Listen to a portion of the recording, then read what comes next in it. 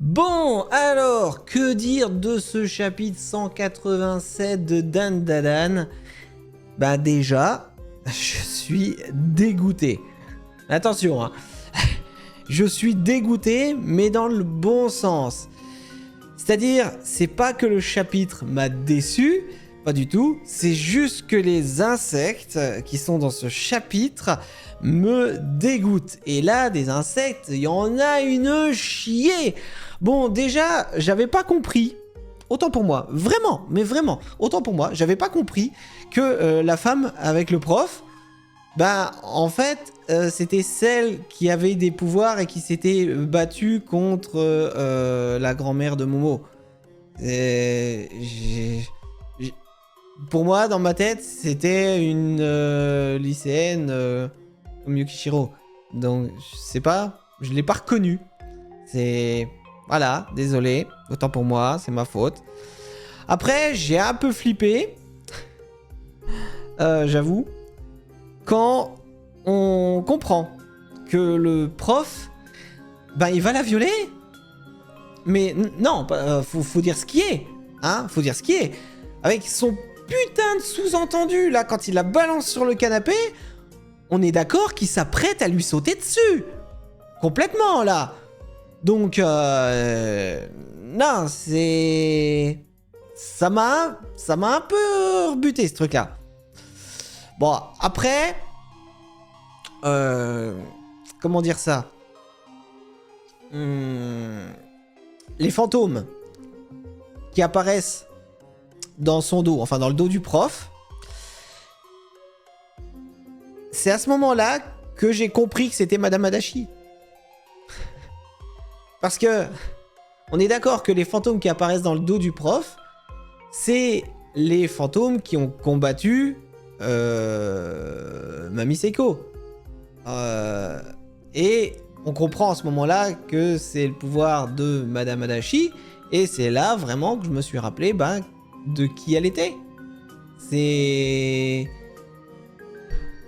Je sais pas pourquoi je l'ai pas reconnu en fait. Je sais pas comment j'ai fait mon compte pour ne pas savoir ça. Je sais pas. Pour moi, j'étais parti dans un trip à cause du fait que lui, il fait chanter les jeunes filles. Et pour moi, il faisait aussi chanter une autre gonzesse. J'ai pas du tout vu que c'était Madame Adachi. Je l'ai pas reconnu. En même temps, déguisé comme ça en bunny girl, voilà, j'ai pas fait le... Bon, bref. D'ailleurs, en parlant des fantômes qui sont derrière lui, le truc intéressant, c'est quand il se retourne. Déjà, certes, il voit une quantité de fantômes, mais surtout la nuée d'insectes qui va avec. Et à mon avis, à ce moment-là, pour lui, c'est juste un seul et même pouvoir. Pour lui, c'est comme si toi tu te retournes, tu vois plein de fantômes avec plein d'insectes autour. Pour toi, t'as juste un truc qui t'arrive sur la gueule. Voilà. Donc moi, à mon avis, c'est la même chose pour lui à ce moment-là. Il peut pas deviner que c'est deux choses différentes. Et du coup, c'est encore plus impressionnant pour lui. Et j'avais dit d'ailleurs que c'était, je crois au chapitre d'avant, j'avais dit c'était des mouches qu'on vous pensait. Alors j'ai raison, c'est des mouches. Mais pas que. C'est en fait une ribambelle d'insectes de tout genre. Et bordel que c'est horrible. Même Rin d'ailleurs et puis la crossoyeuse sont horrifiées dans le gymnase, qu'elles sont là, qu'elles s'accrochent. Ah mon dieu, qu'est-ce que ça va? Ça m'a bien fait rigoler aussi. Mais du coup, excusez-moi, mais le pouvoir de l'autre là, c'est... Alors, c'est dégueu, parce que les insectes, moi j'ai horreur de ça. Je sais pas vous, mais moi j'ai horreur de ça. Mais du coup, c'est hyper balèze. Parce que on voit clairement à ce moment-là les fantômes dans le gymnase qui sont à terre, acculés d'insectes. Ils sont submergés. Et c'est pareil pour le prof. Parce qu'on va en parler 2 minutes. Mais c'est horrible. C'est horrible. les insectes qui lui rentrent par tous les orifices, c'est horrible. J'ose même pas imaginer ce qu'on ressent. Je veux même pas imaginer. Je veux dire, déjà, toi, quand tu bois un coup, excuse-moi, et que tu t'étrangles parce que t'avales de travers, ou que ça repart par le nez, ça vous est déjà arrivé de manger un plat de nouilles et qu'il y a une nouille qui ressort par votre nez parce qu'elle est remontée curieusement, on ne sait pas pourquoi. Mais c'est dégueulasse. C'est horrible, c'est une sensation désagréable. Imagine avec ça, putain, des insectes vivants qui te pénètrent par tous les orifices, la bouche, le nez, les oreilles. C'est affreux.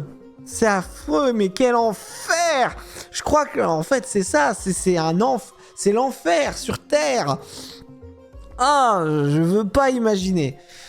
Oh mon Dieu. On va changer de sujet. On va passer sur un truc beau, la double page.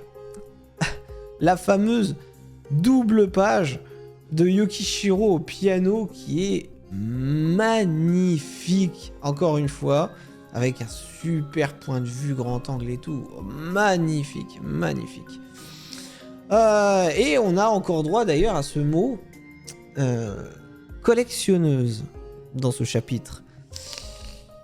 Quand la prof va justement profiter de la situation, d'ailleurs elle aurait tort de ne pas le faire, mais elle va profiter de la situation où lui il est mal en point en faisant croire que c'est son pouvoir et en lui disant que si jamais il s'avoue pas vaincu, il va crever. Donc lui pensant que c'est elle, va forcément va admettre sa défaite. Et à partir du moment où il admet sa défaite, tous les fantômes du gymnase vont disparaître. Mais c'était une très bonne idée, effectivement, d'en venir là. Mais du coup, je reviens à ça, on a ce mot encore collectionneuse. Est-ce que ça veut bien dire que, en plus de prêter ses couteaux, le comte de Saint-Germain, il y a sûrement toute une série de personnes ou carrément une organisation derrière tout ça? Je sais pas. Je saurais pas dire s'il y a vraiment une organisation ou alors si c'est juste lui qui a créé un peu ce genre de collectionneur en prêtant les couteaux à gauche à droite. Mais je sais pas. Je sais pas. Mais après, ça serait quoi leur but à part de collectionner? Juste ça? Collectionner les pouvoirs? Mais ils en feraient quoi? Ça leur sert à quoi? J'ai hâte de voir vers où ça mène un peu ce fil. Pas ce fil rouge, mais ce fil directeur. Après, donc voilà, on a le prof du coup qui perd ses pouvoirs, évidemment, hein, qui seront d'ailleurs refilés à Madame Adachi. Obligé. Je veux dire, c'est elle qui a le couteau. Donc maintenant, elle va avoir ses pantins, plus ses gymnases. Ses basketteurs sans tête. Pour moi, je sais pas. Alors, est-ce qu'elle est gentille ou est-ce qu'elle est méchante? Je sais pas. C'est curieux aussi ça. Bon bref, du coup, donc Madame Adachi qui récupère forcément les pouvoirs du prof. Et le prof d'ailleurs qui va être emporté par les insectes jusqu'au gymnase, où il va jouer complètement les innocents. Mais qu'est-ce que je fous là? Qu'est-ce que vous faites là? Machin. Oh mon dieu, les pouvoirs existent. Ah bon, bah allez, hein, retournez bien. Non mais... Tu crois quand même pas qu'on va gober ça? Sérieux? Non mais... Attends, il joue les innocents, mais bon, voilà. Aira, pas folle la guêpe, elle se laisse pas avoir, et elle le défonce. Bref, on aura eu tout le combat d'une traite, alors que moi je pensais vraiment qu'on allait alterner avec le combat de Complonou, mais non, pas du tout. Pas du tout.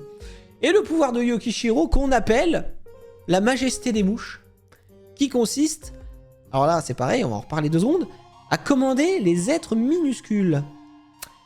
je rappelle que on doit sauver Momo qui est devenue minuscule. Son pouvoir à elle, c'est commander les êtres minuscules. Il y a un lien ou pas? Parce que là, effectivement, on parle qu'elle commande les insectes, mais ça inclut que les insectes?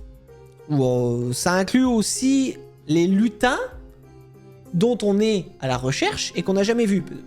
Je parle pas des lutins qu'elle a actuellement sous son pouvoir, qui n'est qu'un pouvoir. Ce ne sont pas de vrais lutins, je le rappelle. Aussi. En tout cas, pas à notre connaissance pour le moment. Donc, les vrais lutins, on ne les a, s'ils existent, pas encore vus. Là, ce sont juste des lutins d'un pouvoir. Donc, comme son pouvoir à elle, c'est commander les êtres minuscules. Certes, il y a ces lutins à elle, mais il y a les insectes. Mais est-ce que ça inclurait ces fameux lutins dont on n'a jamais encore vu l'existence? C'est une question. Parce que comment on va sauver Momo pour le moment? Avec les nouveaux pouvoirs du coup de Shirahoshi qui viennent de s'éveiller? Ou alors, grâce à Mamie Seiko, qui est partie voir un temple? En tout cas, je pense pas que ça sera ça au prochain chapitre. Je pense qu'au prochain chapitre, on aura le combat d'Okarun. Vu que le combat des filles est fini. Tiens, d'ailleurs, ça me fait penser que... on a vraiment combat filles-garçons. Parce que là, c'était que des filles. Et Okarun, il est avec l'autre mec. Donc, c'est garçon. C'est combat des filles d'un côté et combat des garçons de l'autre. J'ai même pas fait... J'avais même pas vu ce point de vue-là. Le fait qu'il y ait que des filles d'un côté et que des mecs de l'autre qui vont combattre chacun de leur côté. Donc je pense, voilà, au prochain chapitre, ça devrait être, à mon avis, sur le combat d'Okarun. Complonou, Okarun, comme vous voulez. Hein. Bon, j'ai hâte de voir un petit peu ce que ça va donner. Conclusion, pour ce chapitre de Dandadan, bah écoutez, encore une fois, un excellent chapitre. Qui m'a quand même bien dégoûté quand je repense aux insectes. Berk, qui se sont infiltrés comme ça. Par tous les orifices du prof, mon dieu. J'ai limite pitié de lui, en fait. Alors, je vais pas faire de cauchemars avec des araignées qui s'infiltrent dans mon nez, dans ma bouche, pendant que je suis en train de dormir. Mais c'est pas loin quand même. C'est pas loin. Allez, sur ce, merci d'avoir regardé cette vidéo. Et moi, je vous dis à la prochaine.